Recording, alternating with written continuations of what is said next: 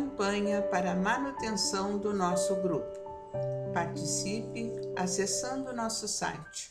Olá, sejam bem-vindos ao canal do YouTube do Grupo Espírita Francisco Xavier. Você frequentador, você trabalhador do nosso centro, você simpatizante da causa espírita, a todos os irmãos que por aqui passarem, que a paz do nosso Mestre Jesus esteja com todos. Hoje nos reunimos aqui para fazer uma leitura do Evangelho segundo o Espiritismo e depois estaremos fazendo as preces e irradiações. Abrimos então o Evangelho no capítulo número 23, onde tem por chamada principal, foco principal, a frase de Jesus. Não vim trazer a paz, mas a divisão. E o item que nós faremos a leitura hoje será o item de número 17. É bem curtinho, então os irmãos que quiserem acompanhar a leitura nos seus evangelhos, capítulo 23, item 17. E esse item nos diz o seguinte: o Espiritismo vem realizar, na época prevista, as promessas do Cristo.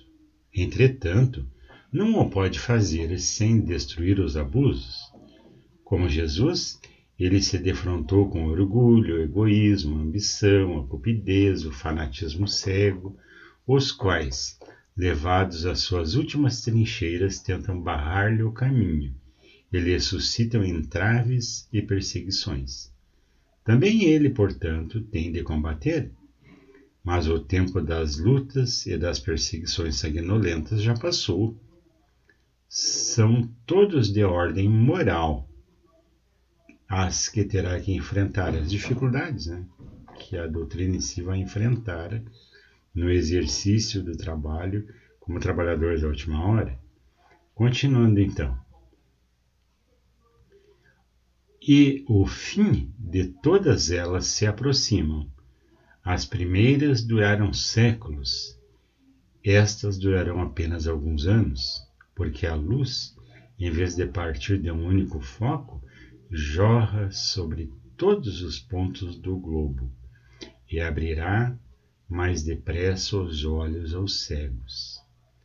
Vamos ler ainda o capítulo 18, que complementa o 17, que é bem curtinho, que nos diz assim: estas palavras de Jesus devem, pois, entender-se com referência às cóleras que ele previa que a sua doutrina suscitaria, aos conflitos momentâneos a que ia se dar causa, às lutas que teriam de sustentar antes de estabelecer, como aconteceu aos hebreus antes de entrarem na terra prometida, e não como decorrentes dos desígnios preditados de sua parte de semear a desordem e a confusão.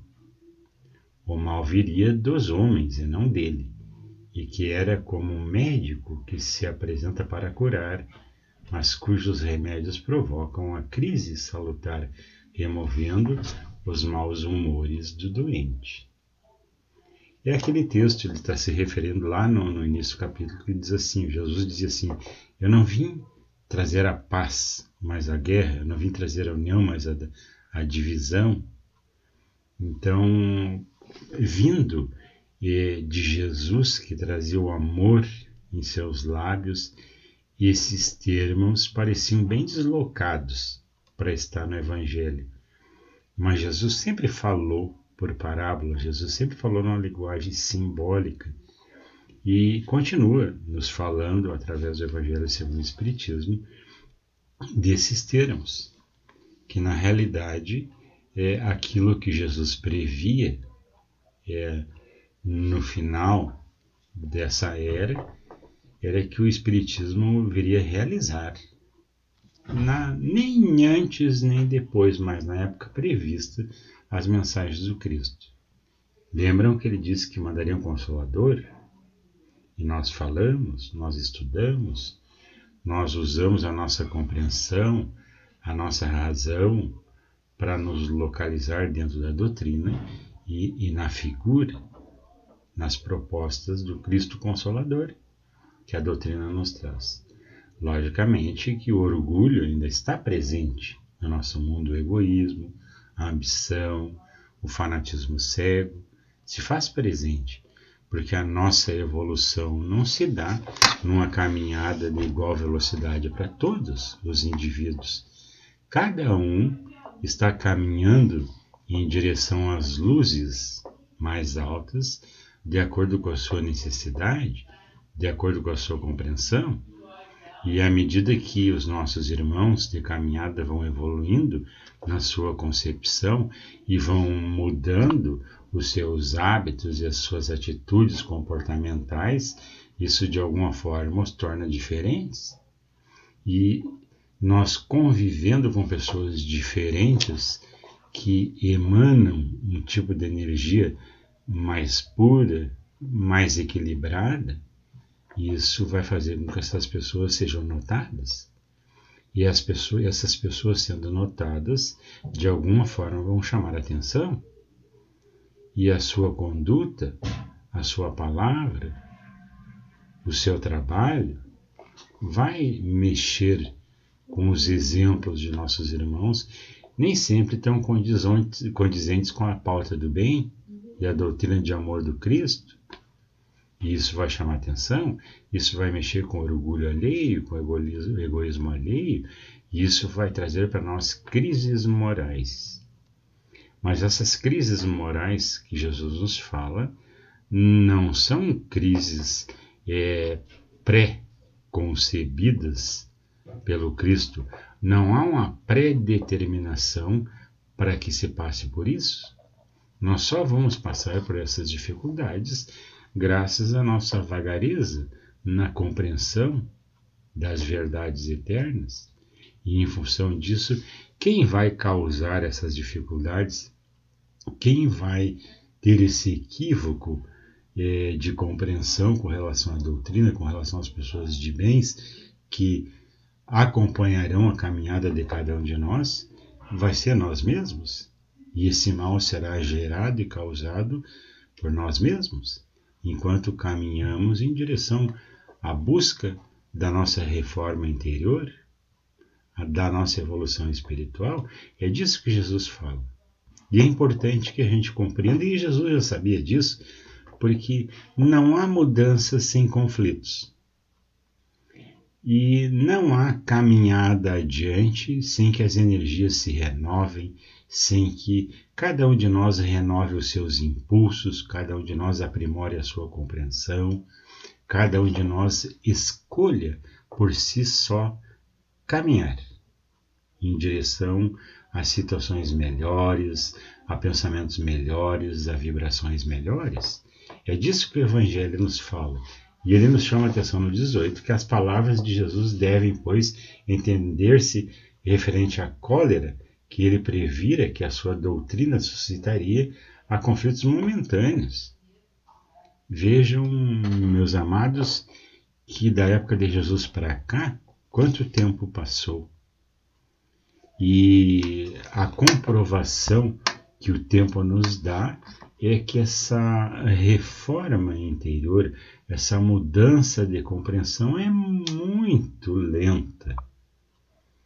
E se nós deixássemos por conta das nossas velocidades essas mudanças, nós caminharíamos muito menos ainda. Então há necessidade que as leis de progresso, que as leis divinas hajam nas nossas vidas. E à medida que essas leis nos impulsionam, nós vamos entendê-las por duas linguagens. A linguagem da dor e do sofrimento, que é o conflito, e a linguagem do amor, quando eu escolho voluntariamente fazer essas mudanças que eu acho necessárias. Assim como os hebreus custaram a sair do cativeiro e encontrar a terra prometida, demandou um trabalho de mais de 400 anos, se a gente olhar a história. Simplesmente trocar o comodismo da cultura que se encontravam para saírem para o deserto e renovar a sua compreensão, a sua fé, resgatar imitar aquele Deus que aquela nação havia escolhido. Assim como nós, ao longo desse século ou desse milênio, e não estamos aqui como primeira encarnação, como diz Emmanuel, já rodamos por todas as latitudes do planeta, já falamos todos os idiomas, já vestimos todas as indumentárias possíveis e hoje estamos aqui. Adiantamos a nossa caminhada um pouquinho mais e hoje, à luz da doutrina espírita, estamos procurando fazer com que as claridades eternas nos auxiliem, nos iluminem e nos conduza nessa caminhada. E em frente ao orgulho que às vezes se manifesta em nós mesmos, os nossos egoísmos, as nossas ambições e o nosso fanatismo que às vezes ocorre e é natural, e vamos levar essas dificuldades até as últimas trincheiras, como diz o Evangelho. E as perseguições não serão mais aquelas lá do circo romano, do sacrifício, mas serão as perseguições por metas de renovação moral que cada cidadão, cada espírito do mundo aqui encarnado terá que fazê-lo. E essas palavras de Jesus ficam bem claras com relação às lutas que nós vamos ter que sustentar antes de estabelecer como os hebreus que encontraram a terra prometida. Nós vamos ter que caminhar em direção a essa terra prometida que cada um de nós almeja. E o Evangelho nos alerta que Jesus não veio trazer a paz, mas veio trazer a divisão. O que significa isso? E nós encontraríamos a paz sozinhos? Não. Me recordo de uma passagem do Evangelho, onde Jesus dizia assim para o povo hebreu: a minha paz eu vos deixo.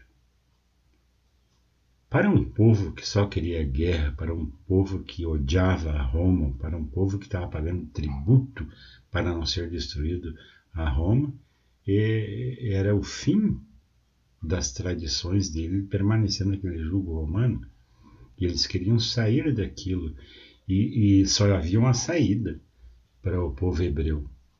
Tinham que lutar contra o invasor da sua nação. E a esperança deles é que o Messias prometido fosse um general herói de guerra, uma pessoa que juntaria o povo hebreu no campo de batalha e esmagaria seus inimigos. Eles não esperavam alguém que viesse falando de amor, de amar o próximo, de perdoar o inimigo. Vejam que mudança de cultura ocorreu naquele tempo e quão resistente era aquele povo e quão resistente nós éramos, porque de alguma forma também estávamos lá, que até hoje ainda não compreendemos ainda a boa nova do reino de Deus, que podia ser resumida em 2 mandamentos: amar o próximo como a si mesmo, e o mais importante de todos os mandamentos, amar a Deus sobre todas as coisas, com toda a nossa compreensão, com todo o nosso entendimento. E hoje em dia, uma boa parte dos nossos irmãos ainda caminham na escuridão, na confusão, no vale das sombras e do sofrimento, e não ouviram o convite de Jesus: vinde a mim, que eu vos aliviarei. Bem-aventurados os aflitos. A aflição que Jesus se referia é essa agitação causada pela mudança. À medida em que eu mudo, e essa mudança acontece para melhor, eu de alguma forma vou me pacificando. E eu me pacificando interiormente, emocionalmente, psicologicamente, espiritualmente, eu vou cada vez mais me tranquilizando. E à medida que eu me tranquilizo, eu estou mais aberto às ajudas vindas do mundo espiritual, eu vou me abrindo para ajuda, porque muitas vezes nós cristalizamos nas nossas resistências e nas nossas revoltas, e essa vibração, esse pensamento fica tão impregnado em nós, que nós de alguma forma criamos uma capa protetora que não deixa com que a ajuda chegue. E a gente não percebe esses mecanismos que nós mesmos criamos e a necessidade para que se rompa essa casca, essa resistência, que a intensidade dos conflitos, das nossas dificuldades, sejam empreendidas no sentido de romper essas barreiras que não é Deus que cria, que não é Jesus que cria, que não é a boa nova que precipita essas mudanças, mas é a nossa necessidade de melhora que faz com que isso aconteça e que nós possamos adquirir a força necessária para fazer essa caminhada. E Deus não vai evoluir por nós, Jesus não vai evoluir por nós. É um trabalho individual de cada um, onde a divindade trabalha, Deus trabalha, Jesus continua trabalhando para que as suas leis continuem nos ativando nessa caminhada. Porque todos nós somos projetos divinos ainda em andamento, que um dia chegaremos ao estado de pureza necessário para que possamos nos melhorar ainda mais e integrar o reino de Deus que Jesus prometeu para cada um de nós. É possível? É dolorido? É solitária a caminhada da reforma íntima? Com certeza. Porque nas nossas dores mais íntimas, há necessidade que a gente esteja sozinho, pensando, analisando, medindo, mudando, aumentando a nossa compreensão. E à medida em que aumentamos a nossa compreensão, nós ultrapassamos a barreira do crer. E à medida em que ultrapassamos essa barreira, ocorre um fenômeno vibratório em nós chamado sentir. Nós começamos a nos conectar verdadeiramente com a espiritualidade. E à medida em que passamos a sentir a influência benéfica do mundo espiritual, a nossa vida muda. Os nossos sentimentos mudam, o nosso íntimo também mudará. E daí nós vamos entender esse trecho de Jesus da moral estranha.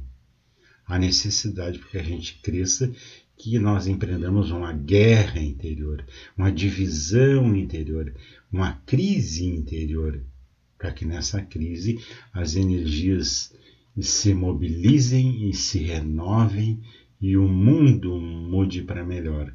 À medida que eu me renovo, com certeza minha renovação repercutirá no mundo.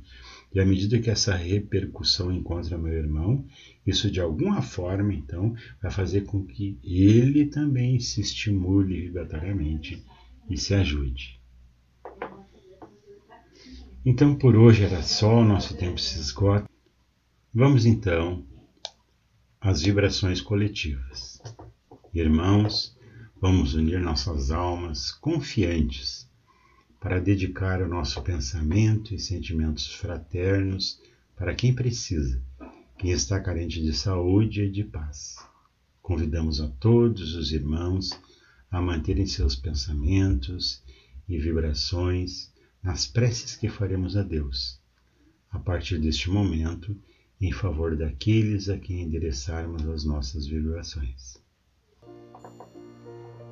Preces para os enfermos. Neste momento vibramos, abrimos uma corrente de vibração em benefício de nossos irmãos enfermos que se encontram em nossas casas, hospitais, casas de caridades e demais locais onde se acham passando por dolorosas provações. Senhor, se tuas leis permitirem, que possam recuperar a saúde e tenham muita coragem e esperança sob a tua misericórdia infinita. Preces para os desencarnados. Pai, lembramos com muito carinho os nossos irmãos desencarnados, pedindo tuas bênçãos a esses irmãos queridos, que possam despertar para a realidade espiritual sob a luz da verdade e do teu sublime amor, que se esclareçam e se libertem de todas as perturbações, reanimem-se e progridam, envolvidos na força da tua amorosa proteção. Para os lares. Pai, precisamos que o teu amor ilumine os nossos lares, afastando as trevas da incompreensão, dos vícios, do sofrimento e das perturbações espirituais. Ajuda-nos, Pai, a compreender que somos todos teus filhos, formando uma família com quem temos a necessidade de aprender a amar, auxiliando-nos uns aos outros, que em nossos lares reine a harmonia e a paz sob as tuas bênçãos divinas. Preces para a paz no mundo. Em ti, Senhor, está a força suprema do bem e da paz que governa o universo. Abençoa os dirigentes de todas as nações, especialmente os do nosso país, que saibam governar bem sob a tua proteção, no sentido da ordem e da fraternidade universal. Prece de encerramento. Graças, Senhor, por esses momentos felizes e pela assistência amorosa dos bons espíritos. Abençoa-nos. Seja feita a tua vontade. Despede-nos na tua paz. Assim seja. Campanha para a manutenção do nosso grupo. Participe acessando nosso site